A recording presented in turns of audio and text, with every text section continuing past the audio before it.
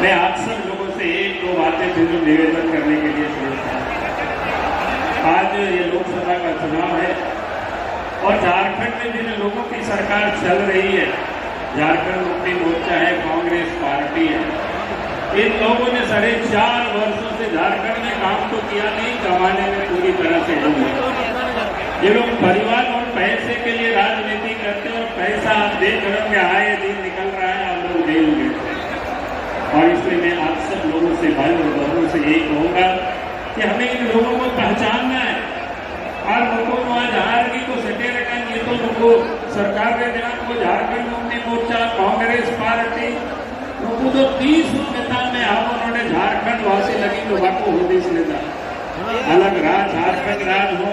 Bharatiya Janata party होते थे, अटल बिहारी वाजपेयी के होते थे, हुए कहना कांग्रेस पार्टी होते तो बात हुए कहना कांग्रेस पार्टी में सदैव भी कांग्रेस पार्टी समझते जेबे तो कहे कहना झारखंड पार्टी को इनका राज तो बात है, राज तो बेगाना भारतीय जनता पार्टी होते थे।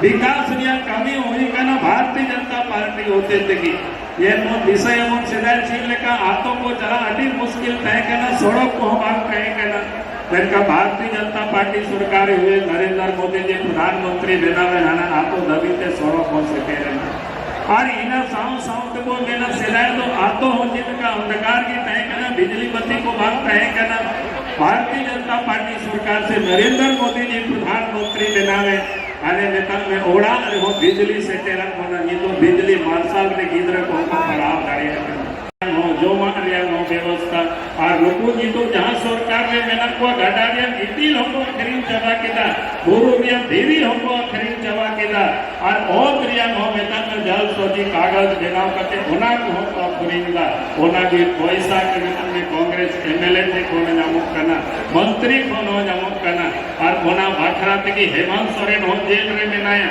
होना भाखरा थे कि आलमगीर आलम हो जेल रे बनाया। बहुत बहुत धन्यवाद। जय हिंद, जय झारखंड, जोहार।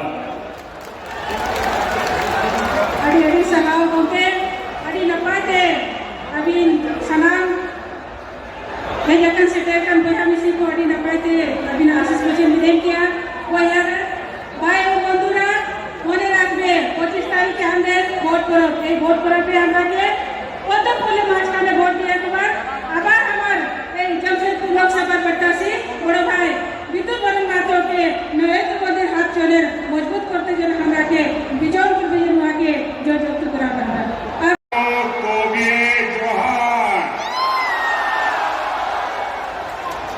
नमस्कार।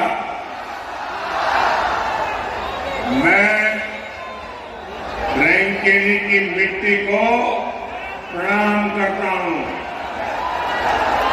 विविधताओं से भरा मिनी हिंदुस्तान है।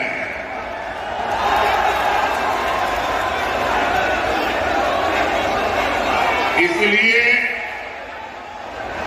जमशेदपुर का आशीर्वाद मिलना ऐसा लगता है जैसे पूरा देश आशीर्वाद दे रहा है।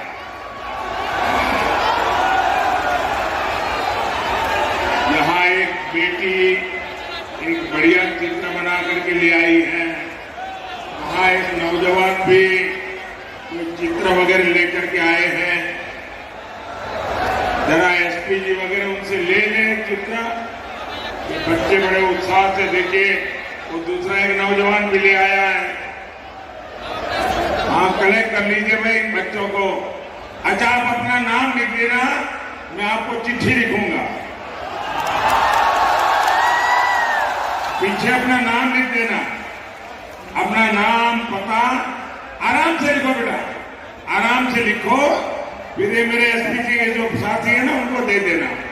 उधर भी जो बेटा है, बेटे आप भी अपना नाम पता लिख देना, मैं चिट्ठी लिखूंगा।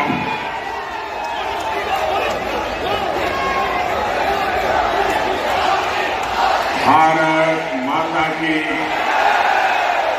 भारत माता की। आपका साथियों, मैं बहुत सालों तक भारतीय जनता पार्टी के संगठन का काम करता हूं। और कोई मुझे कहे कि चुनावी रैली है, सुबह 10-11 बजे रख लो, तो मैं हाथ जोड़ के कहता था नहीं जी 11 बजे कौन आएगा, ऐसा करो 1 बजे 2 बजे रख लो। मैं जानता हूं 10-11 बजे इतनी बड़ी रैली करना लोहे के चने चबाने वाला काम होता है, लेकिन आज सुबह सुबह जमशेदपुर में इतनी बड़ी जनमेदनी, ये अपने आप में जन जागृति का एक नया पर्व मैं देख रहा हूं। मैं आपका बहुत बहुत आभारी हूं।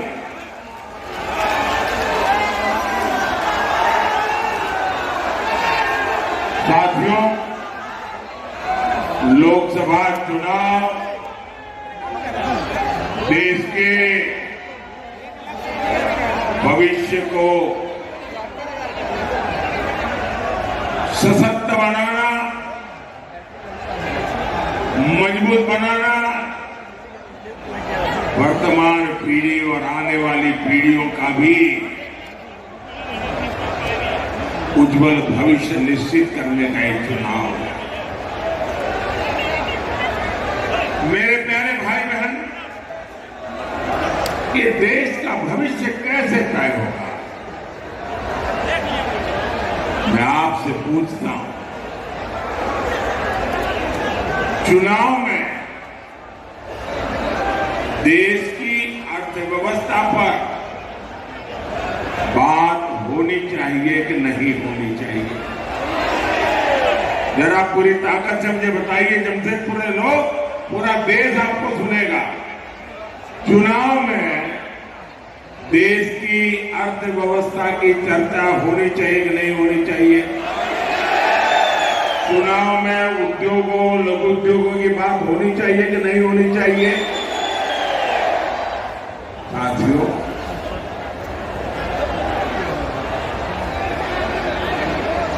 चुनाव में राष्ट्रीय सुरक्षा की बात होनी चाहिए कि नहीं होनी चाहिए? चुनाव में कृषि और वन उपज की बात होनी चाहिए कि नहीं होनी चाहिए?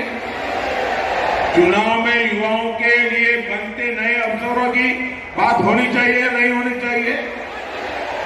चुनाव में हाईवे, एक्सप्रेसवे और इंफ्रास्ट्रक्चर पर बात होनी चाहिए कि नहीं होनी चाहिए? लेकिन कांग्रेस वाले, जामुआ वालों को इन सबसे कोई मतलब ही नहीं है। इन्हें विकास का क ख ग घ भी मालूम नहीं है। और इनका तरीका क्या है? झूठ बोलो, जोर से बोलो, बार बार बोलो, इधर भी बोलो, उधर भी बोलो, खड़े खड़े बोलो, नाच नाच के बोलो, झूठी बोलो। और इनके मुद्दे क्या है? गरीब की संपत्ति का एक्सरे करेंगे, उसे छीनेंगे, एससी, एसटी, ओबीसी का आरक्षण छीनेंगे, मोदी जी को रोज नई नई गालियां देंगे। क्या इससे ज्यादा आगे ये सोच ही नहीं सकते क्या? इंडिया अलायंस वाले आपसे झूठ बोलते हैं। इनकी सच्चाई पूरा देश जान गया है, इसलिए पूरा हिंदुस्तान कह रहा है, फिर एक बार, फिर एक बार, फिर एक बार, फिर एक बार। साथियों, झारखंड जैसा राज्य खनिज संपदा में इतना अमीर है इतना अमीर है, आप कल्पना नहीं कर सकते। लेकिन फिर भी यहां इतनी गरीबी क्यों है? दुर्भाग्य देखिए, आज झारखंड शब्द आपके कान पर पड़ेगा, झारखंड का नाम सुनते ही कौन सा दृश्य सामने आता है? एक ही दृश्य सामने आता है, नोटों के ढेर। झारखंड सुनते ही नोटों के पहाड़ देखने को मिलते हैं। याद करो हर पल, कौन झारखंड? अच्छा, वो नोटों के ढेर पकड़े लेते, वो अफसर जेल में है, वो मुख्यमंत्री जेल में सड़ रहे हैं, वो भाइयों बहनों,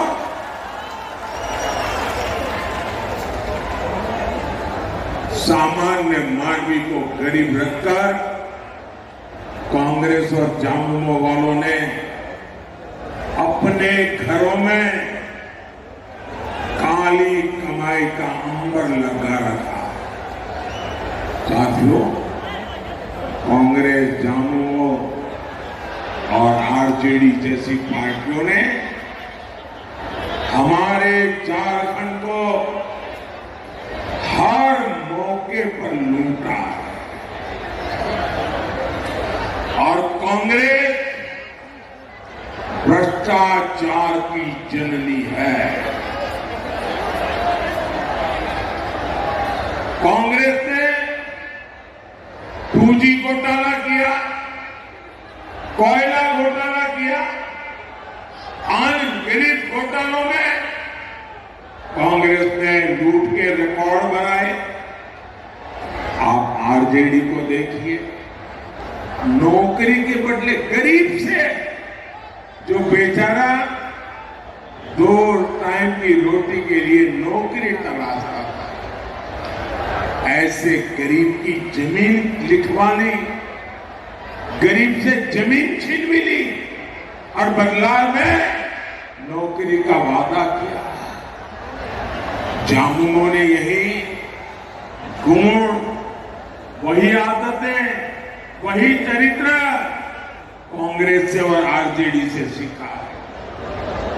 झामुमो ने झारखंड में जमीन घोटाला किया और इन लोगों ने इसकी जमीनें हड़पी, हमारे गरीब आदिवासियों की जमीनें हड़पी, सेना की जमीन तक हड़पने की कोशिश की। सेना की जमीन हड़पना मतलब चोरी करने की आदत कितनी भयंकर होगी, इसका ये उदाहरण है। मैं आपसे पूछता हूं, इनके घरों से जो नोटों के पहाड़ बरामद हुए हैं, वो पैसे किसके हैं? वो पैसे किसके हैं? वो पैसे किसके हैं? वो पैसे किसके हैं? वो पैसा आपका है कि नहीं है? इसके मालिक आप है कि नहीं है? ये आपके बच्चों का हक का पैसा है नहीं है? ये आपका पैसा है। भोले भाले मेरे आदिवासी भाई बहनों का पैसा है, दलितों का, पिछड़ों का पैसा है, जो इन लोगों ने लूटा। आप मुझे बताइए, क्या ये लोग अपनी इस काली कमाई में से एक भी रुपया आपके बच्चों को देते क्या? और ये लूट करते हैं ना, तो क्या कहते हैं? अरे भाई, अरबों खरबों लूट लेंगे और वकील को क्या है, अरे जो चाहिए दे देंगे, अदालत से निकल जाएंगे और फिर तो मौज ही मौज है। यानी वकील के लिए भी आपका चोरी का पैसा, ये खेले इनका। लेकिन मोदी इन बेईमानों के ठिकानों से पैसा बरामद करवा रहा है।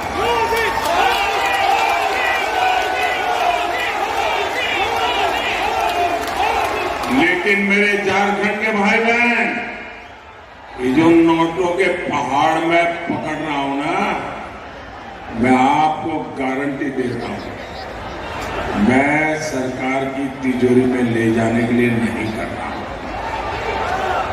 मैं ये खोजूंगा ये पैसे किसके थे, उसको उनको क्यों देना पड़ा, कैसे दिया था, और अगर ये पक्का हो जाएगा हाँ इन्हीं के पैसे हैं, ये सारे पहाड़ के रुपये ना मैं उन सब गरीबों को लौटा दूंगा। ये पैसा आपका है कि देश की प्रगति के लिए उद्योग जरूरी है।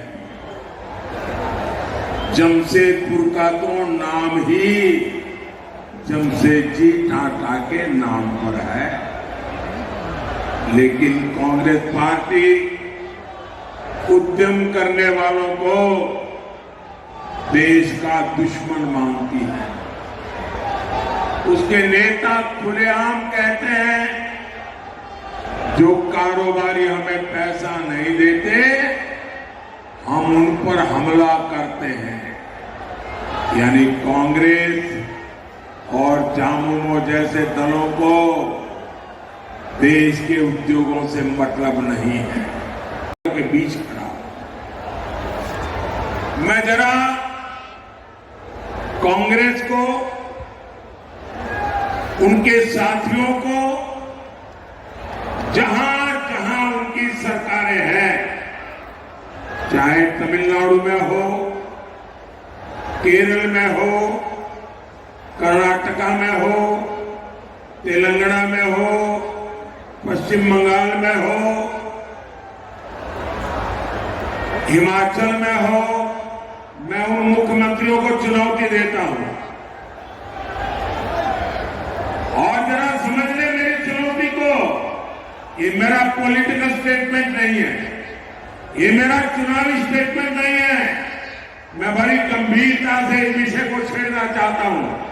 और जो मीडिया वाले अपने आप को बड़ा खैरखा मानते हैं, अपने आप को न्यूट्रल मानते हैं, वो जरा इनके मुख्यमंत्रियों को जाकर के सवाल पूछे। ये उनके शहजादे आए दिन उद्योगों का विरोध करते हैं, उद्योगपतियों का विरोध करते हैं, निवेश का विरोध करते हैं। आने वाले दिनों में कौन उद्योगपति उनके राज्य में जाकर के पूंजी निवेश करेगा? उन राज्यों के नौजवानों का क्या होगा? ये महाराष्ट्र में जो लोग चुनाव लड़ने के लिए हमारे सामने हैं, क्या वे शहजादे की इस भाषा को मान्य करते हैं? क्या सारे निवेशक जो मुझे मिलने आते हैं वो कहते हैं साहब हम इन राज्यों में नहीं जाएंगे क्योंकि वहां तो हमारे विरोधी विचारधारा है, निवेश की विचारधारा, विरोध की विचारधारा है, उद्योगपतियों को गालियां दी जाती है। मैं उन राज्यों के नौजवानों को पूछता हूं जो शहजादे की भाषा को सुनकर के कौन उद्योगपति उन राज्यों में आएगा? वो 50 बार सोचेगा कि शहजादे की ये नीतियां हैं तो उनके मुख्यमंत्री भी वैसा ही करेंगे, हमारा उद्योग पैसे तो लग जाएंगे, बर्बाद हो जाएगा। और फिर चिल्लाना मत कि हमारे यहां से उद्योग चले गए, फलाने राज्य में गए, कितने राज्य में गए। ये आपके शहजादे की भाषा के कारण आज दुनिया से इतने उद्योगकार आ रहे हैं, आपके राज्य में आने को कोई तैयार नहीं है, निवेश करने को तैयार नहीं है। और मुझे, मेरे लिए हिंदुस्तान के किसी भी कोने का नौजवान तो मेरा अपना है। मैं उसके अधिकारों को कोई छीन ले ये मुझे स्वीकार्य नहीं है। और इसलिए कांग्रेस के, इंडिया अलायंस के, टीएमसी के ये जितने मुख्यमंत्री हैं वो स्पष्ट करे, ये जो शहजादे की भाषा है, उद्योगकारों के खिलाफ जो बोला जा रहा है, उद्योगों के खिलाफ बोला जा रहा है, निवेश के खिलाफ बोला जा रहा है, देश के नौजवानों की जिंदगी तबाह करने की भाषा बोली जा रही है। क्या ये सारे मुख्यमंत्री उससे सहमत है कि विरोध में? कोई निवेशक उनके यहां नहीं आएगा और फिर दूसरे राज्यों में चले जाएंगे और आप रोते बैठोगे और आपके राज्य के नौजवानों को पलायन करके उन राज्यों में जाना पड़ेगा जहां उद्योग लग रहे हैं। भाइयों बहनों, ये कांग्रेस की भाषा, ये शहजादे की भाषा पूरी तरह नक्सली भाषा है, माओवादी भाषा है। और नक्सली भी तो बिना रंगदार लिए किसी कारोबारी को काम नहीं करने देते। आज मोदी ने नक्सलियों की कमर तोड़ दी है, इसलिए आज रंगदारी की जिम्मेदारी कांग्रेस और जामुओं ने उठा के ली है।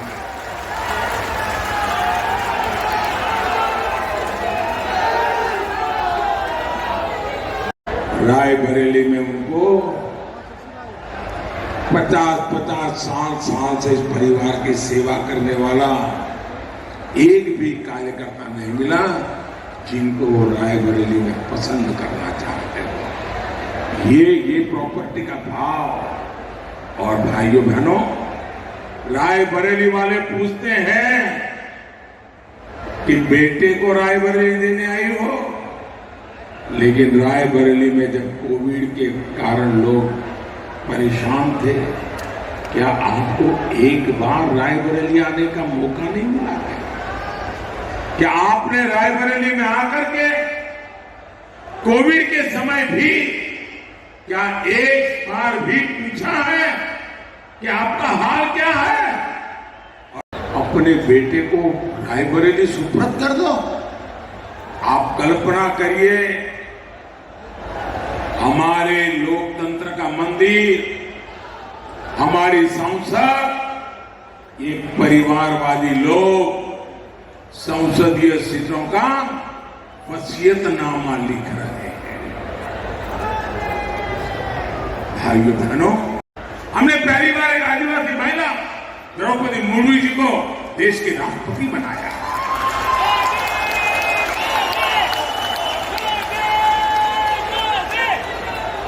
और मैं याद दिलाऊंगा, कांग्रेस ने द्रौपदी मुर्मू जी को भी चुनाव में हराने के लिए कोई कसम नहीं छोड़ी। और ये जम्मू वाले उसी कांग्रेस के साथ खड़े। साथियों, आज देश जान चुका है संविधान को खतरा इंडी गठबंधन वालों से। बाबा साहब आंबेडकर धर्म के आधार पर आरक्षण के लिए खिलाफ थे, लेकिन इंडी वाले संविधान बदलकर दलित, पिछड़ा और आदिवासी का आरक्षण बंद करना चाहते। अब ये पूरा का पूरा आरक्षण मुस्लिमों को देने की बात कर रहे हैं। कुछ राज्यों में इन्होंने इसकी शुरुआत भी कर दी है। मोदी ने 23 अप्रैल से चुनौती दे रहा है कि वे लिखित में दे कि SC, ST, OBC का आरक्षण छीनकर उसे मुसलमानों को नहीं देंगे। लेकिन आज 25 दिन हो रहे हैं, कांग्रेस और इंडी वाले चुप बैठ करके अपने बाप की तैयारी कर रहे हैं। साथियों, 25 मई को आपका एक वोट झारखंड और देश के भाग्य का फैसला करेगा। बीजेपी ने जमशेदपुर से श्री विद्युत बरन महतो को जिम्मेदारी सौंपी है। आप इनके लिए कमल का बटन दबाएंगे और जब आप इनको कमल का बटन दबा करके वोट देंगे ना, तो वोट सीधा मोदी के खाते में जाएगा। आपका वोट सीधा मोदी को मिलेगा। मोदी को मजबूती मिलेगी। आप ज्यादा से ज्यादा लोगों को मिलेंगे, ज्यादा से ज्यादा मतदान कराएंगे, 10 बजे के पहले ज्यादा मतदान हो कोशिश करेंगे। पहले मतदान फिर जलपान, ये एक करके दिखाएंगे। अच्छा, मेरा एक काम करेंगे, जरा दोनों हाथ ऊपर करके सबके सब बताओ तो मैं बोलूं। मेरा एक काम करेंगे,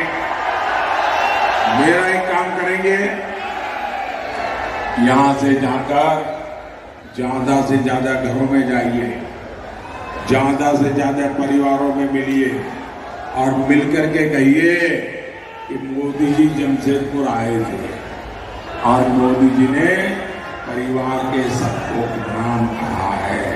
मेरा प्रणाम कह देंगे, मेरा प्रणाम कह देंगे।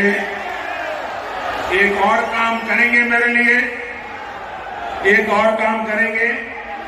हमारे यहां हर गांव में ग्राम देवता का मंदिर होता है, छोटा सा भी मंदिर है। आप जाकर के वहां जरूर प्रणाम करना, मेरी तरफ से मत्था टेकना और कहना देश के उज्जवल भविष्य के लिए परमात्मा हम सबको आशीर्वाद दे। मेरे साथ बोलिए, भारत माता की, भारत माता की, भारत माता की। बहुत बहुत धन्यवाद।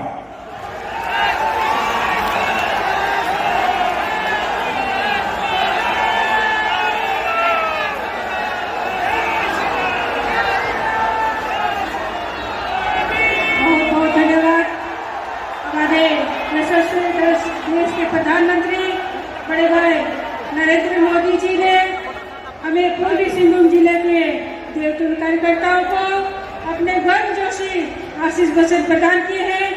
इस आशीष वचन के लिए हम पूर्वी सिंहभूम जिला के सभी देवतुल्य कार्यकर्ताओं के अंतर हृदय की गहराई से आभार प्रकट करते हैं।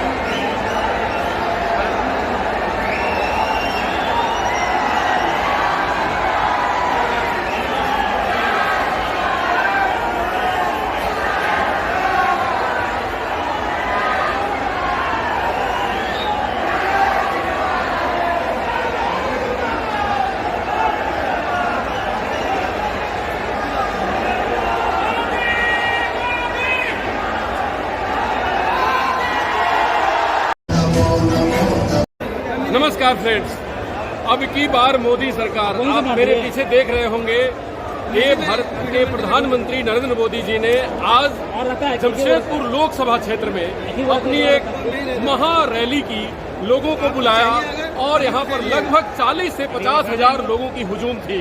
उन सब लोगों ने प्रधानमंत्री को देखा, अभिवादन किया और मोदी मोदी के नारों से गूंज उठा जमशेदपुर।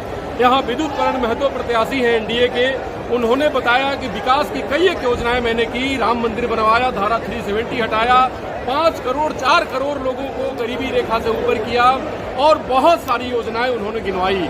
और उन्होंने ये भी कहा कि जमशेदपुर में एयरपोर्ट निर्माण करने के लिए मैं प्रतिबद्ध हूं, इसके लिए हमें राज्य सरकार सपोर्ट नहीं कर रही। बहुत सारी बातें हुई। यहाँ के लोगों को मोदी जी ने डायरेक्ट कनेक्ट किया और उनको अपने 3 काम बताए कि गांव में जाइए, बुजुर्गों को मेरा प्रणाम बोलिए, सलाम बोलिए और गांव में जो ग्राम देवता है उनको मेरा प्रणाम बोलिए और आप भी प्रणाम करिए और देश की रक्षा, सुरक्षा, तरक्की, बेहतरी के लिए उनसे आशीर्वाद मांगिए। मोदी जी की यही सबसे बड़ी खासियत है, कनेक्टिविटी।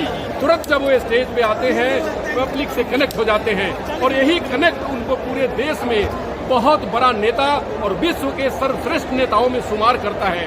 मोदी जी पब्लिक से डायरेक्ट कनेक्ट होते हैं, उनकी मुद्दों से डायरेक्ट कनेक्ट होते हैं और अपने लिए नहीं पूरे देश के लिए अपनी बातों को समझाते हैं और देश के लिए वादा और देश के लिए बेहतरी की बात करते हैं। फ्रेंड्स, इस जनसभा में जनता की आवाज भी सुनी। उन्होंने कई एक बेटे बेटियों को संबोधित करते हुए उनके बनाए हुए चित्र अपने एसपीजी सुरक्षा कर्मियों से अपने पास मंगाया और स्टेज पे बैठे हुए एनडीए के सभी नेताओं से मिलने की कोशिश की। उन्होंने सुदेश महतो जी के भी पीठ थपथपाए, अर्जुन मुंडा के साथ बहुत बात किया, बारी मुर्मू को उन्होंने बहुत प्रेज किया और उनको आगे बढ़ने का आशीष दिया।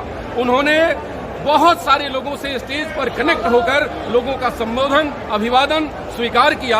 माताओं बहनों के संबोधन में देश और देश के विकास के लिए उन्होंने कई एक ऐसी बातों पे जोर दिया और युवाओं को बोला कि रोजगार की गारंटी और वादा मोदी सरकार करती है। तीसरे टर्म में आने के बाद भारत में बहुत सारे बदलाव लाने का उन्होंने वादा किया और जहां तक इंडिया गठबंधन की बात है, उन्होंने चुन चुन कर प्रहार किए और इंडिया गठबंधन के एक एक प्रहार पर उन्होंने अपने वार को इतने तीक्ष्ण और तेज किया और इतना तीक्ष्ण प्रहार किया कि हमें ऐसा लगता है कि ये चुनाव जिस मोड में जा रहा है, प्रधानमंत्री शायद ही इतने कभी तीक्ष्ण प्रहार किसी भी प्रत्याशी और किसी भी चुनाव सभा में किया हो। और ये प्रहार और ये उनके इंडिया गठबंधन के ऊपर वार प्रधानमंत्री मोदी के द्वारा ये साबित करती है कि इंडिया गठबंधन के खेमे में बड़े मायूसी है और उनको चैलेंज करने वाला कोई नहीं। और एनडीए गठबंधन जो कि पूर्ण बहुमत की सरकार की तरफ बढ़ती जा रही है, दावा है कि 400 पार करेंगे। अब देखते हैं, जनता जनार्दन है, भारत की लोकतंत्र विश्व की सबसे बड़ी लोकतंत्र है। क्या जनता जनार्दन आशीर्वाद देती है? क्या फिर से नरेंद्र मोदी जी को मौका देती है या फिर इंडिया गठबंधन के लोगों को इस बार मौका मिलता है? आइए देखेंगे। नमस्कार, डॉक्टर अनु शर्मा के साथ। लेकिन एक अपील इंडिया टीवी ऑनलाइन की है कि आप जरूर वोट करें। आपका वोट देश को गढ़ता है। आप जब वोट करते हैं तो भारत गढ़ता है, भारत विकसित होता है, भारत के युवाओं को रोजगार मिलती है, हमारी माताएं बहनें सुरक्षित होती हैं, देश की सीमाएं सुरक्षित होती हैं। आपका एक वोट हमारे देश का भविष्य तय करेगा। तो आइए चले हम वोट करें। नमस्कार, डॉक्टर अनु शर्मा के साथ।